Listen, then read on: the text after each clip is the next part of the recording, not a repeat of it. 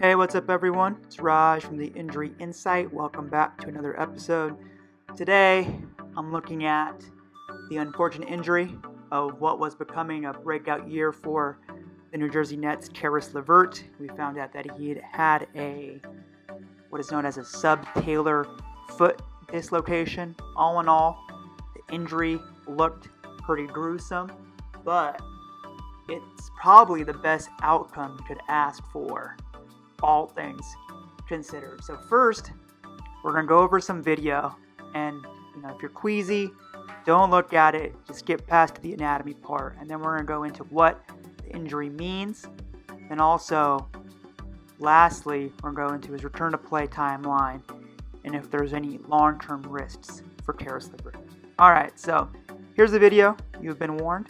So Caris comes up, tries to block a shot, comes down, and an ankle twist. The foot really twists out of position. Here he is again. He grabs at it here.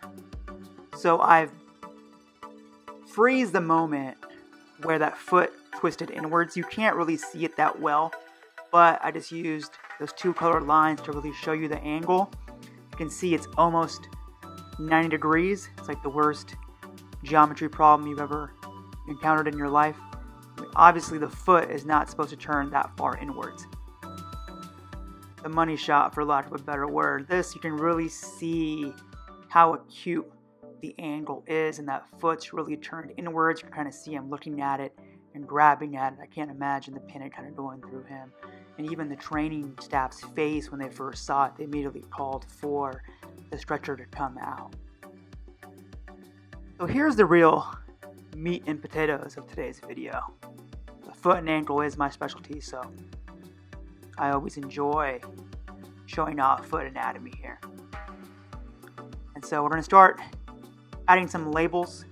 You have the fibula, that's that small bone on the outside of your leg, the tibia, which is your shin bone, and then the key aspect here is the talus, which is kind of the dome of your foot that sits under the fibula and tibia. Those three bones make up what is called the talus curl joint, or TC joint. Now usually when you have an injury like this, it's the talus curl joint that's affected. And the talus curl joint, I'm going to draw here in a second.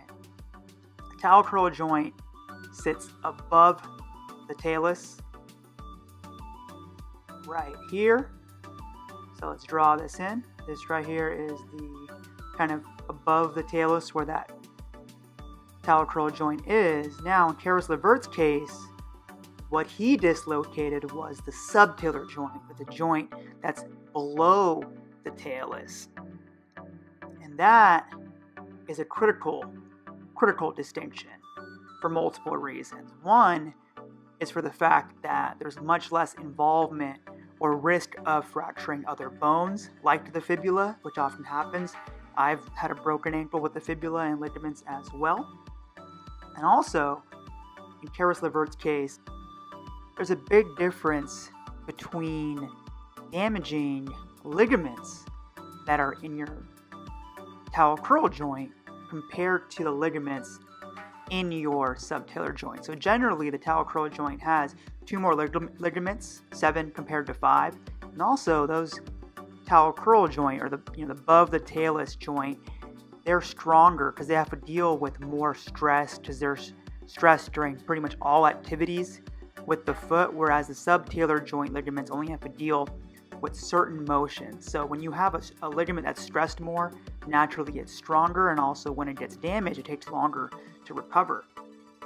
So in this case, we know that Caris Levert, all he really has is moderate ligament damage. So I'm going to assume that means that he has a grade 2 sprain, which is moderate ligament damage in those areas.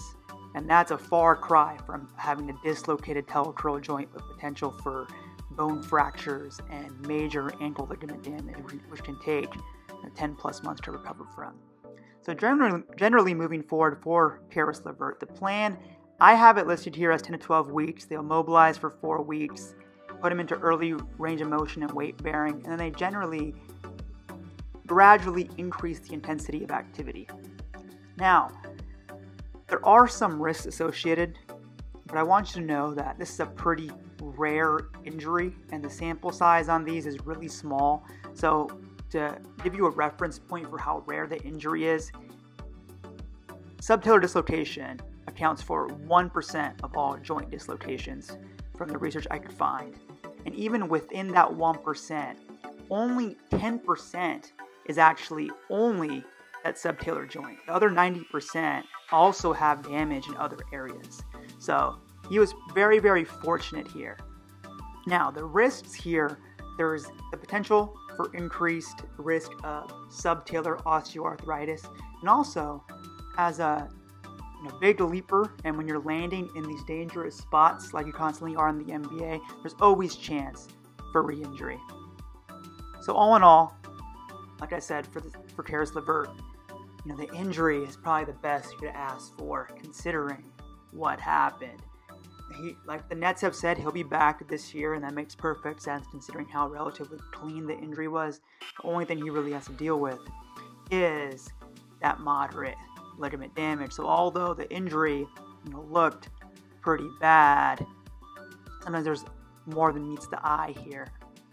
So fortunate for him, fortunate for anyone who is rooting for him, who just wants young guys to succeed in the league and not get hurt.